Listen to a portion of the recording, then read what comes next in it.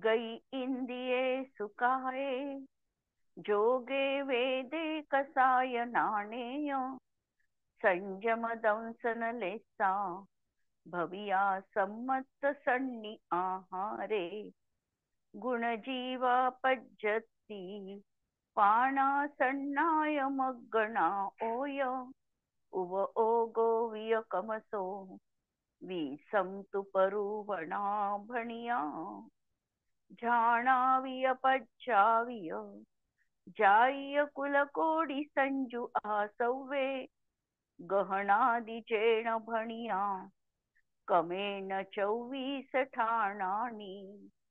अंतिम शासननायक 1008 भगवान महावीर स्वामी की जय. द्वादशांग श्रुतदेवी की जय. स्वाध्याय कक्ष संपेपर्यंत आपणा सर्वांना चतुर्विध आहाराचा त्याग असणार आहे. 24 ठाणा आपण बघतो आहे. 24 दृष्टिकोनातून आत्म्याची केलेली अन्वेषण. आणि यामध्ये आपण काल संज्ञी मार्गणा बघितली आणि आहारक मार्गणा बघितली. संज्ञी मार्गणेचे 2 भेद पाहिले, संज्ञी आणि असंज्ञी जीव.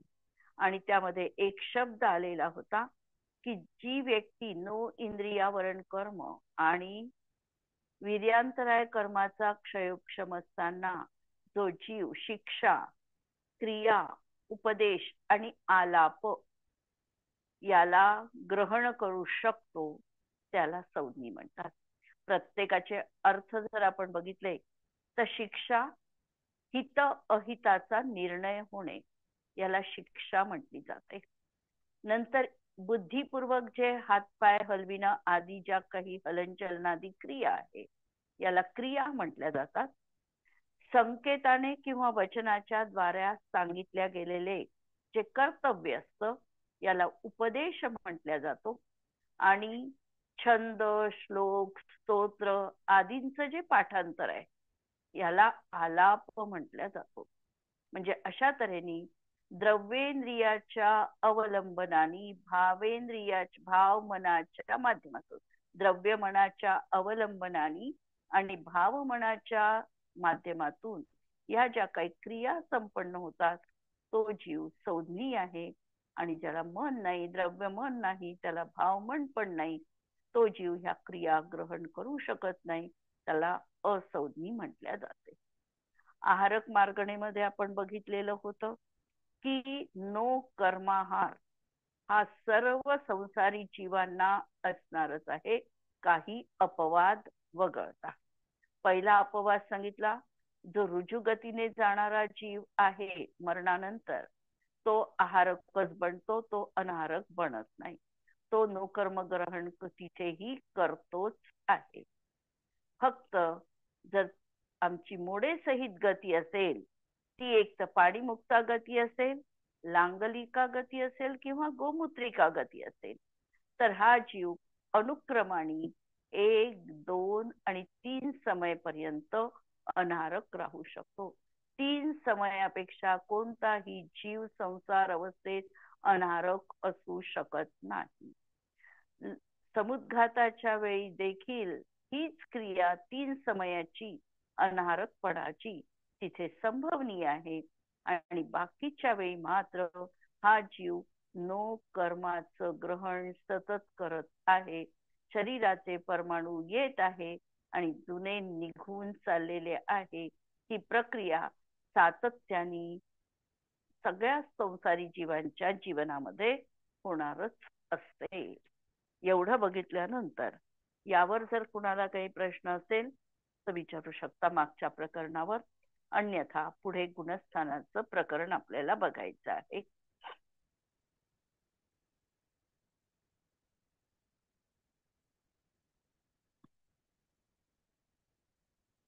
ठीक आहे, गुणस्थान मार्गण आपण सुरू करू आता. पहिल्यांदा गुणस्थान कशाला म्हणतात? गुणांची स्थानं. आणि गुणांची स्थानं आम्ही ठरविणार आहोत ती दर्शन मोहनीय आणि चारित्र मोहनीय आणि योग यांचं निमित्त असताना जीवाच्या परिणामांची तरतमता दर्शविणाऱ्या स्थानांना गुणस्थान असं म्हटल्या जातं. दर्शन मोहनीयाचा उदय इथे अभिप्रेत आहे, चारित्र मोहनीयाचा उदय अनुदय अभिप्रेत आहे आणि योगाचा सद्भाव अभाव असा अपेक्षित आहे. हे अंतरंग निमित्त कारण आहे. आणि असं अंतरंग निमित्त कारण असताना जीवाचे जे परिणाम होणार आहे, सर्तम रूप दशा होणार आहे, जीवाला मिथ्यात्व आहे की सम्यक मिथ्यात्व आहे, त्याला राग आहे, कोणत्या तऱ्हेचा आहे, हे सगळं जे काही ठरतं याच्यावरून त्या गुणस्थानांना म्हटलं जातं गुणस्थान आहे हे सांगितलं जातं. आणि पुढे योग आणि अयोग योगाचा अभाव म्हणून पहिली 4 गुणस्थानं ही दर्शन मोहनीयाच्या संबंधित आहे. 5 पासून 12 पर्यंतची गुणस्थानं ही चारित्र मोहनीयाच्या मुख्यतेने सांगितलेली आहे. 13व गुणस्थान योगाच्या मुख्यतेने आहे आणि 14व गुणस्थान योगाच्या अभावात सांगितल्या गेलेला आहे. अशा रीतीने जीवाचे परिणाम पण पाहिले आणि कषायांचा उदय देखील आम्हाला इथे अभिप्रेत आहे. गुणस्थानांच्या भेदातून म्हणजे गुणस्थानांच्या माध्यमातून जीवाचं अन्वेषण करणं याचं नाव आहे मार्गणा, गुणस्थान मार्गणा. आता गुणस्थानांचं कथन करणं आवश्यक का आहे?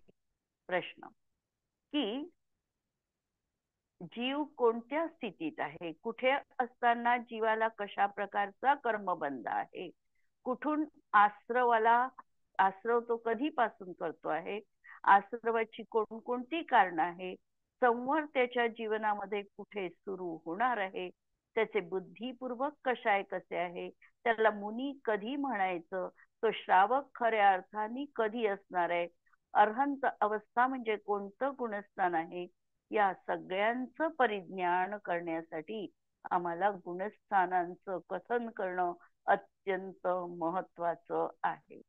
हा एक अत्यंत महत्वपूर्ण विषय गुणस्थानाचा आम्हाला संक्षेपामध्ये याची तोंड ओळख तरी असावी म्हणून गुणस्थान मार्गणेच्या माध्यमातून जीवाचं अन्वेषण आम्ही करणार आहे. व्याख्या बघणार आहे गुणस्थानाच्या फक्त आणि त्या गुणस्थानाची वैशिष्ट्ये आम्ही बघणार आहोत. आता गुणस्थानाचे 14 भेद आहे. आपल्याला सगळ्यांना त्या ठिकाणी ज्ञात असेल. बहुतांश स्वाध्यायी कक्ष आहे आणि यामध्ये सगळ्यांना 14 गुणस्थानांची नावं माहिती आहे. अनादी कालापासून जीवाचं पहिलं गुणस्थान आहे मिथ्यात्व गुणस्थान आहे. यानंतर हा सम्यक्त्वाची प्राप्ती करतो आणि डायरेक्ट 4थ्या गुणस्थानात जातो. 4थ्या मधून जेव्हा तो खाली येतो त्यावेळेला मधला टप्पा म्हणून त्याला साधन गुणस्थान होतं. त्याच्या जीवनात मिथ्यात्वाचे 3 खंड पडतात आणि यदा कदाचित सम्यक मिथ्यात्वाचा उदय आला तर त्या ठिकाणी त्या गुणस्थानात 3रं गुणस्थान त्याचं होतं आणि 4थ्या गुणस्थानात याच्या आत्मानुभूतीची प्राप्ती झालेली आहे अशा तऱ्हेचं हे अविरत सम्यक 4थं गुणस्थान आहे. नंतर हा क्रमिक विकासाला प्रारंभ करतो. विकास करत असताना प्रथमतः हा तो अणुव्रतांचं पालन करतो. एक देशतः संयम आणि एक देशतः अविरती असा भाव जोपर्यंत असतो तोपर्यंत तो 5व्या गुणस्थानावरती श्रावक म्हटल्या जातो.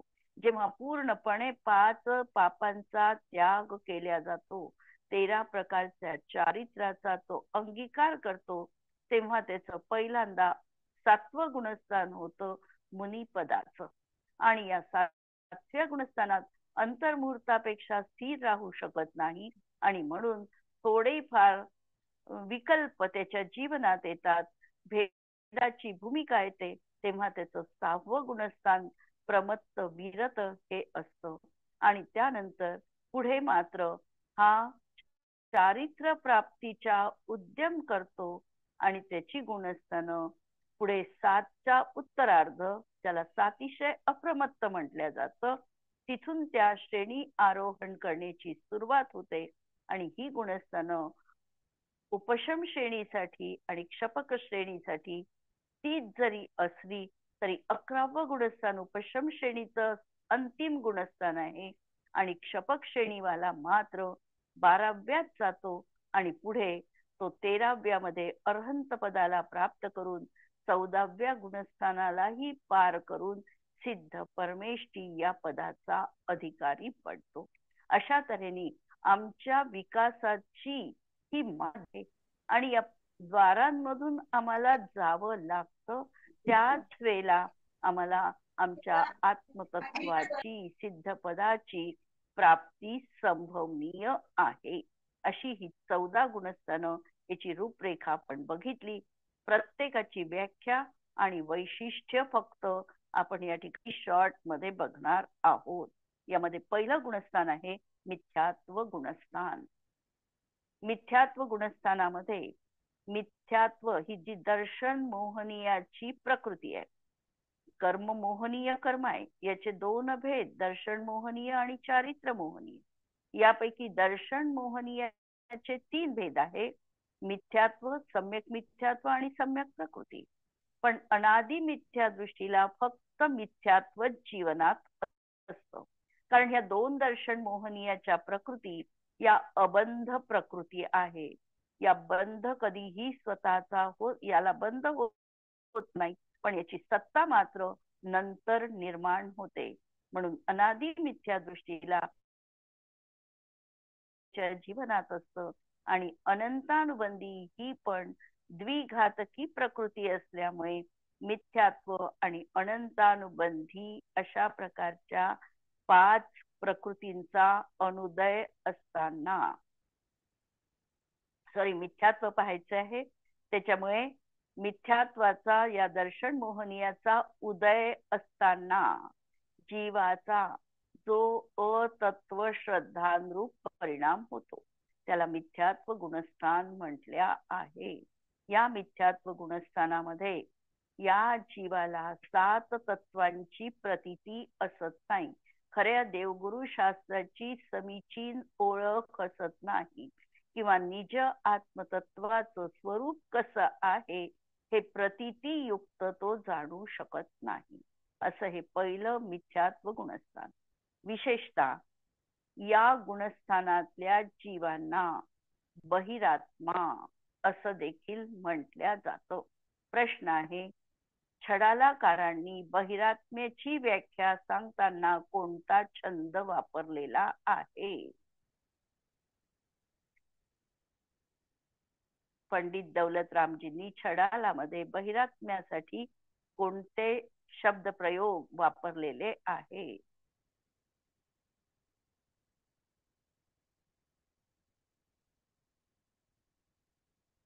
देह जीव को एक गिने बहिरात्म तत्व मुधा है. बहिरात्मा तो आहे आणि मुधा आहे. मुधा म्हणजे मिथ्यात्वी आहे, मूढ आहे. दुसरं वैशिष्ट्य, एकेंद्रियापासून असंज्ञी पंचेंद्रियापर्यंत आणि लब्ध पर्याप्त जितके काही क्षुद्र भवधारी जीव आहे हे नियमाने मिथ्या दृष्टीच असतात. क्षुद्र भव एकूण किती आहेत? क्षुद्र भवांची संख्या एकूण किती आहे?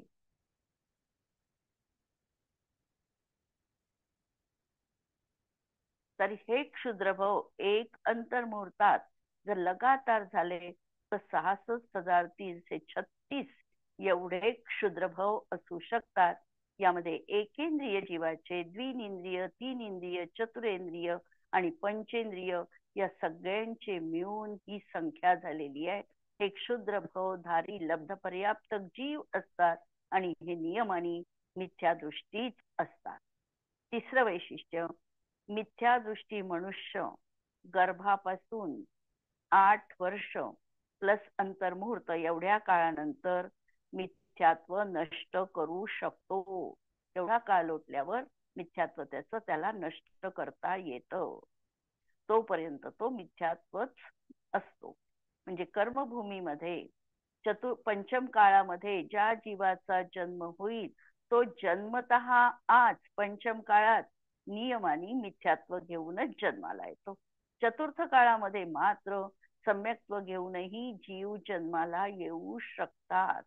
त्यामुळे हा नियम लावायचा आहे कर्मभूमी पंचम काळातील मनुष्यांसाठी.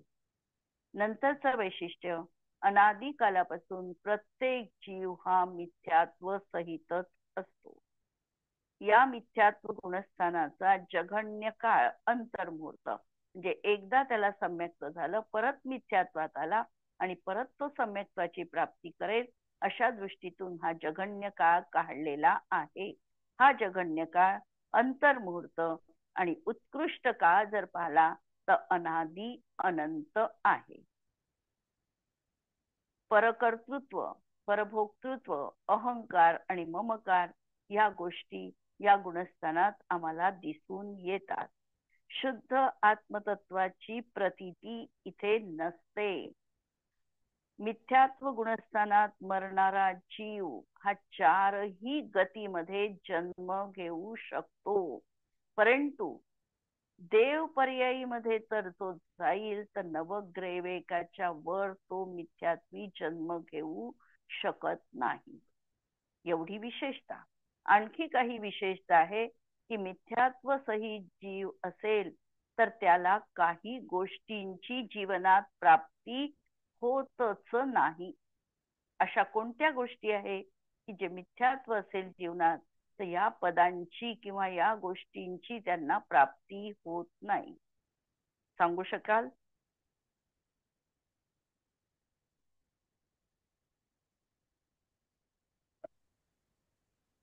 हॅलो, उत्तर सौधर्म आहे? इंद्र, सौधर्म इंद्र.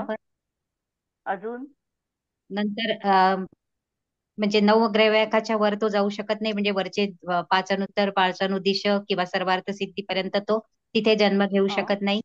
हो, बरोबर. आणखी तीर्थंकरांचे आई वडील होऊ शकत नाही. तीर्थंकरांचे आई वडील होऊ शकत नाही, बरोबर आहे. आणखी सौधर्म इंद्र होऊ शकत नाही. सौधर्म हे तर आता झालं, पण सगळे दक्षिणेंद्र. दक्षिणेंद्र, हा, दक्षिणेंद्र. होऊ सौधर्म शकत. झाल्यानंतर ईशान सोडून द्यायचं, सानत कुमार घ्यायचं, म्हणजे 1, 3, 5 असे जे स्वर्ग आहे याच्यामधल्या इंद्रपदाची त्यांना प्राप्ती होत नाही. म्हणजे सगळे दक्षिणेंद्र घ्यायचे या ठिकाणी सौधर्मापासून. हे सगळे दक्षिणेंद्र. आणखी लोकपाल, लोकपाल होत नाही, बरोबर आहे. आणखी लोकांतिक देव होत नाही. हा, लोकांतिक देव जे 5व्या स्वर्गामध्ये असतात आणि तीर्थंकरांच्या फक्त दीक्षा कल्याणिकाच्या वेळी जे येतात असे लोकांतिक देव पण ते होत नाही. आणखी एक पद मिस होत आहे, शची इंद्राणी होत नाही. हा, सची इंद्राणी. कारण सची इंद्राणी देखील जरी स्त्री पर्याय असली तरी एक भवावतारी असते आणि सची देखील सौधर्म इंद्राच्या, म्हणजे सौधर्म इंद्र जे आहे त्याच्याही आधी ती मोक्षाला जाते. आणखी 63 शलाका पुरुष हे ते होत नाही. 63 शलाका पुरुष व्हायसाठी निश्चितपणे सम्यक्त्व जीवनात असावंच लागतं. त्याच जीवांना 63 शलाका पुरुषांचं पद प्राप्त होतं. भलाई नारायण, प्रतिनारायण हे नरकगामी असणार आहे, नरकात जाणार आहे, पण ते निश्चितपणे त्या सम्यक्त्व सहितच ते पद त्यांना प्राप्त होतं. अशा प्रकारचे सम्यक्त्वासंबंधी हे काही नियम आहे. आणि आणखी एक प्रश्न आहे की तीर्थंकर प्रकृती बांधणारा जीव हा कोणत्या नरकापर्यंत खाली जाऊ शकतो? 3 नरकापर्यंत. 3 नरकापर्यंत जाऊ शकतो. आणि क्षायिक सम्यक्त्व घेऊन तो जीव कुठपर्यंत जातो? तोही 3 नरकापर्यंतच. पहिल्या नरकापर्यंत. पहिल्याच.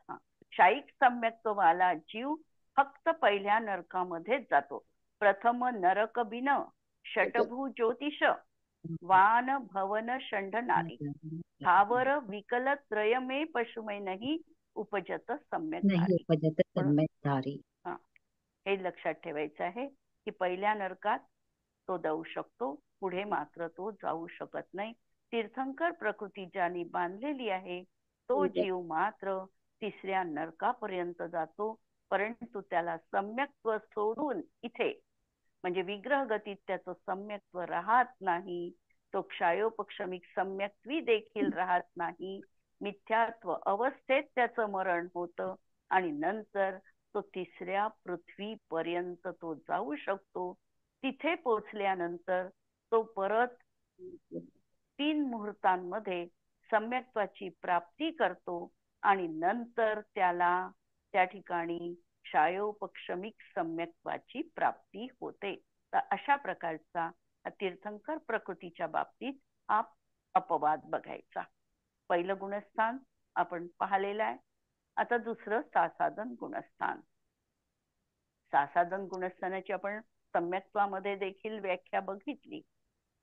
सम्यक्त्वा मार्गणेमध्ये सासाधन सम्यक्त्व तीच व्याख्या याही ठिकाणी आपल्याला लावायची आहे की जेव्हा प्रथमोपशम सम्यक्त्वाचा काळ कमीत कमी 1 समय किंवा जास्तीत जास्त 6 आवली राहिला असताना अनंतानुबंधी 4 पैकी एकाचा उदय आला असताना सम्यक्त्वाची विराधना होते आणि श्रद्धा गुणाची अव्यक्त अतत्व श्रद्धांरूप परिणती होते. त्याला सासाधन गुणस्थान असं म्हणतात. या गुणस्थानाची विशेषता आता दुसऱ्या गुणस्थानामध्ये आलेला जीव याच्यासाठी एकच पर्याय उपलब्ध आहे. तो नियमाने पहिल्याच गुणस्थानात जाणार आहे. त्याला वर जायचा कुठलाही चान्स नाही. दुसऱ्यामधून तो नियमाने पहिल्याच गुणस्थानात मिथ्यात्वामध्येच येणार आहे. दुसरं वैशिष्ट्य, या गुणस्थानात जर मरण आलं म्हणजे एखाद्याची आयु दुसऱ्या गुणस्थानात संपली तर तो नरकामध्ये जाऊ शकत नाही. जर त्याला नरकात त्या दुसऱ्या गुणस्थानात जर मरण झालं असेल तर तो नरकगामी नसतो किंवा त्याला नरक आयुचा बंध झालेला नसतो. अशाच जीवाचं दुसऱ्या गुणस्थानात मरण संभवनीय आहे.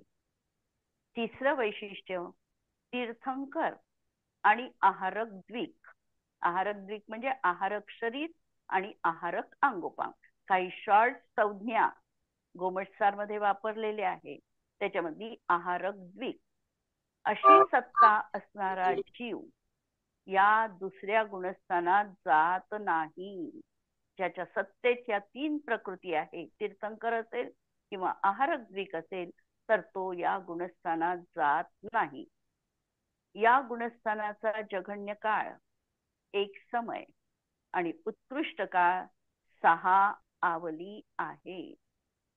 या गुणस्थानात मिथ्यात्वाचा उदय नाही पण अनंतानुबंधीचा उदय आहे. अनंतानुबंधी 4 पैकी एकाचा उदय आहे पण मिथ्यात्वाचा अजून त्या जीवाला उदय आलेला नाही. जसं एखाद्या वेळेला आपण मंदिरात जातो आणि मंदिरात जात असताना आम्ही ठरवून जातो की अर्धा तासपर्यंत मला मंदिरात थांबायचं आहे. निश्चिंती करून आम्ही जातो अर्ध्या तासाची. परंतु होतं काय, अर्धा तास व्हायच्या 5-10 मिनिटं आधीच आमची चुळबुळ सुरू होते. झाला का अर्धा तास, घड्याळाकडे आमचं लक्ष जातं.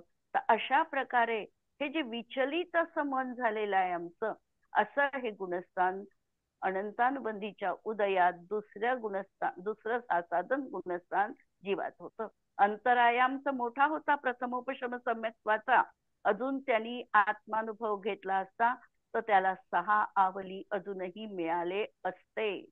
पण 6 आवलीचा काळ त्याच्यामध्ये त्याची अनंतानुबंधी मध्येच येऊन टपकलं आणि त्याचा काळ तिथेच संपला प्रथमोपशम सम्यक्त्वाचा. परंतु एकदम मिथ्यात्वाच्या पृष्ठभूमीवर तो आला नाही आणि म्हणून ही अशा तऱ्हेची सासाधन म्हणजे सम्यक्त्वाला तो एकदम प्राप्त झाला नाही. म्हणजे दूध आहे, दूध नासायला आलं आहे पण अजून नासलं नाही, स्वाद थोडा बिघडलेला आहे. अशा प्रकारचं हे दुसरं गुणस्थान किंवा सम्यक्त्व रूपी शिखरावरून जो पतित झाला आहे, मिथ्यात्वाच्या भूमीवर जो पडलेला नाही, मधला जो काळ आहे हा सासाधन गुणस्थानाचा काळ असणार आहे आणि याचं अंतरंग निमित्त कारण असणार आहे अनंतानुबंधी कषायाचा उदय.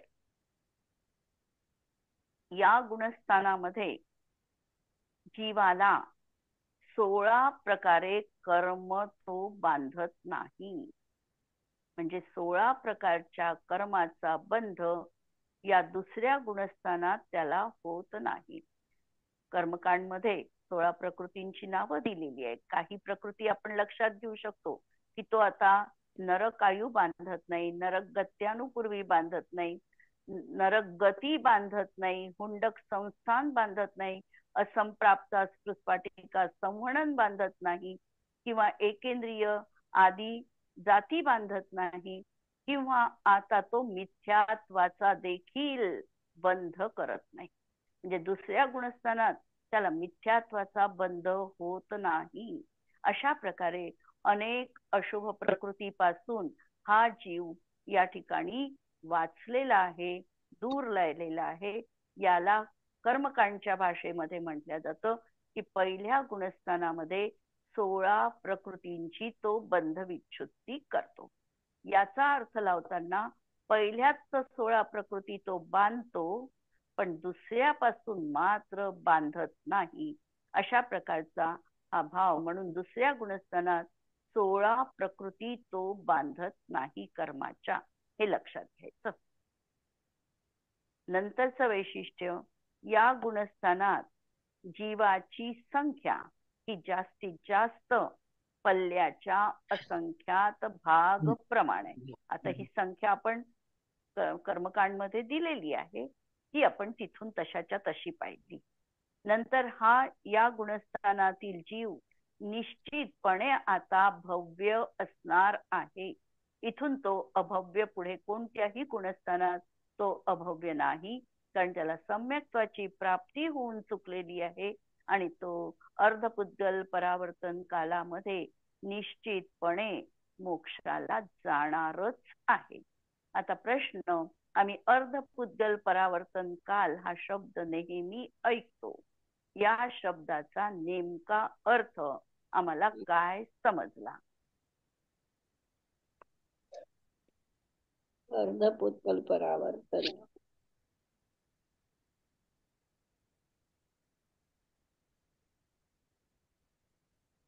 परावर्तन किती प्रकारचं आहे? 5 प्रकारच्या परिवर्तनामध्ये त्याच्या त्या परिवर्तनामधला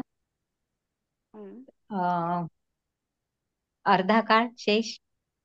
आता पहा, 5 प्रकारचं परावर्तन आहे. द्रव्य, क्षेत्र, काल, भव आणि भाव, असे 5 प्रकारचे परिवर्तन आहे. पहिलं परिवर्तन पाहायचं, द्रव्य परिवर्तन. या द्रव्य परिवर्तनाचे 2 भेद आहे. एक कर्म परिवर्तन आणि एक नो कर्म परिवर्तन. डिटेल जर आपल्याला पाहायचं असेल तर आम्ही कार्तिकेयानुप्रेक्षामध्ये हे प्रकरण डिटेल दिलेलं आहे. तर त्याच्यामध्ये कर्म परिवर्तन आणि नो कर्म परिवर्तन यामधलं एक परिवर्तन जेव्हा जीव पूर्ण करतो तेव्हा त्याला म्हटलं जातं अर्धपुद्गल परावर्तन. एक तर कर्म परिवर्तनाला त्यांनी सुरुवात केलेली आहे हे गृहीत धरायचं, किंवा नो कर्म परिवर्तनाची त्याची सुरुवात झालेली आहे. आता तो पूर्ण होईपर्यंतचा त्याचा जो काळ आहे याचं नाव आहे अर्धपुद्गल परावर्तन. कारण द्रव्य परावर्तन आहे ते पहिलंच, आणि द्रव्य परावर्तनाचा काळ सगळ्यात कमी आहे. सगळ्यात उत्कृष्ट काळ जो आहे तो भाव परिवर्तनाचा आहे, शेवटचा. आणि द्रव्य परिवर्तनाचा हा काळ या बाकीच्या परावर्तनापेक्षा कमीच आहे. आणि त्याच्यामध्ये 2 विभाग केले, एक कर्म परिवर्तन आणि दुसरं नो कर्म परिवर्तन. तर या एका परिवर्तनासाठी पूर्ण होण्याला जेवढा काळ पाहिजे हाही अनंत काळ आहे. तर हा जो काळ आहे हा काळ त्या ठिकाणी अर्धपुद्गल परावर्तन म्हटल्या जातो. म्हणजे एखादा निकट भव्य आहे, त्याचा एवढाच काळ आता शिल्लक राहिलेला आहे संसारात परिभ्रमण करण्याचा, तेव्हा त्याला सम्यक्त्व प्राप्त होण्याची योग्यता येते. त्यालाच आम्ही काल लब्धी त्याची आली अशा प्रकारचं म्हणत असतो. त्याची काल लब्धी आली हे म्हणतो. म्हणजे थोडक्यात सांगायचा तर सागराचा पैल तीर किनारा दृष्टिक्षेपात येणं याचं नाव आहे अर्धपुद्गल परावर्तन काल. आपल्याला साधं समजायचं असेल की सागराचा किनारा दुसरा दिसत नाही, पण एखादा पट्टीचा पोहणारा आहे आणि तो सागर पार करत करत त्याला जसा किनारा दिसला तर त्याला जसा हुरूप येतो की आता आपण किनाऱ्याला लागू शकतो, तसा हा अर्धपुद्गल परावर्तन काल आम्हाला लक्षात घ्यायचा आहे. म्हणून म्हटलं की चुलुक प्रमाण हा आता संसारामध्ये त्याचा परिभ्रमणाचा का चुल्लूभर पाण्या एवढा राहिलेला आहे. हाही का मोठाच आहे हे लक्षात घ्यायचं. यावर कुणाला काही प्रश्न असेल तर विचारू शकता. 2 गुणस्थानांना आपण बघितलेलं आहे. ताई, आपण हे गुणस्थान पाहतो तर हे कर्माच्या नुसार पाहतो की परिणामानुसार पाहतो? हा, कर्माच्या उदयाचं निमित्त कारण घ्यायचं. आहे तर जीवाची तरतमरूप अवस्था. मिथ्यात्व कर्माचा उदय आहे त्यावेळेला जीवाचा विपरीत परिणाम आहे. आणि विपरीत परिणाम कसा असू शकतो तर 5 तऱ्हेचं एकांत, म्हणजे विपरीत एकांत, अज्ञान एकांत हे, किंवा अतत्व श्रद्धांरूप परिणाम. हा परिणाम या ठिकाणी महत्वपूर्ण आहे. नाही तर जसं आता अनंतानुबंधीचा म्हणतो आपण, कोणत्या तरी एखाद्या याचा उदय आला तर हा उदय आल्यानंतर आता हा उदय आला तर जीवाचा परिणाम देखील अनंतानुबंधी त्या रूप झाला. क्रोधाचा उदय असेल तर क्रोध रूप परिणाम झाला, मानाचा आला तर मान रूप झाला.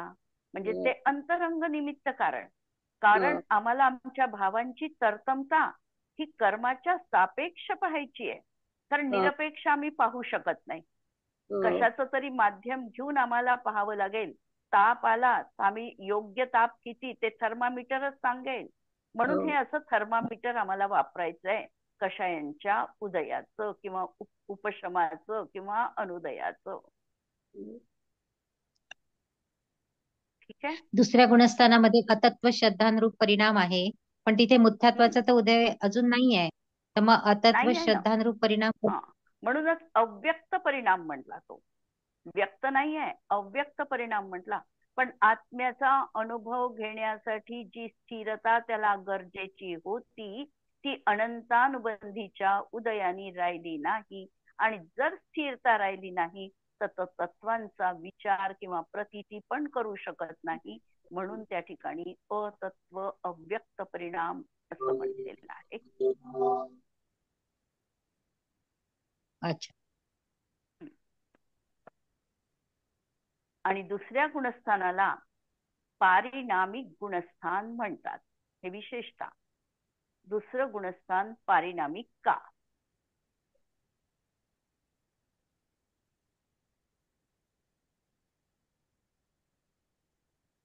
दुसरं गुणस्थान पारिणामिक अशासाठी म्हटलं जातं की पहिली 4 गुणस्थानं दर्शन मोहाच्या सापेक्ष पाहिली जातात आणि दुसऱ्या गुणस्थानामध्ये दर्शन मोहनीयाचा उदय नाही किंवा उदीरणा नाही किंवा काहीही आम्ही सांगत नाही. चारित्र मोहजनित तिथे परिणाम सांगतो आणि म्हणून या ठिकाणी हे दुसरं गुणस्थान पारिणामिक गुणस्थान आहे असं म्हटलं जातं.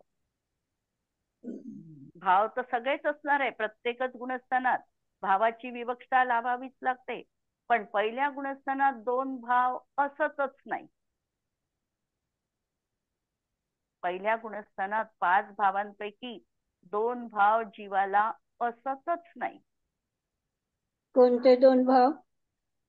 कोणते? औपशमिक आणि क्षायिक. आहे का पहिल्या गुणस्थानात? औपशमिक भाव पण नाही आणि क्षायिक भाव पण नाही. पहिल्या गुणस्थानात भाव राहतील ते क्षायोपक्षमिक आणि त्यातही विपरीत म्हणजे कुज्ञान युक्त राहतील. क्षायोपक्षमिक राहील, औदयिक राहील आणि पारिणामिक राहील. दुसऱ्या गुणस्थानात पण औपशमिक आणि क्षायिक भाव नाही. बाकीचे भाव आपल्याला लावावी लागतात. हे प्रकरण खूप डिटेल होईल, म्हणून मी ते प्रकरण भावांचं घेतलं नाही इथे विशेषणात. ठीक आहे, उद्याला आपण तिसरं पुनस्तान बघू. स्तुती घेऊ. त्याद्वादनय षट्द्रव्य गुण पर्याय और प्रमाण का, जड़ कर्म चेतन बंध का अरु कर्म के अवसान का, कह कर स्वरूप यथार्थ जग का, जो किया उपकार है उसके लिए जिनवाणी माँ को वंदना शत बार है, वंदना शत बार है. नमो अरिहंताणं नमो सिद्धाणं नमो आयर्याणं नमो उवच्छायाणं नमो लोये सवसाहुणं. जय जिनेंद्र. सर्वांना जय जिनेंद्र.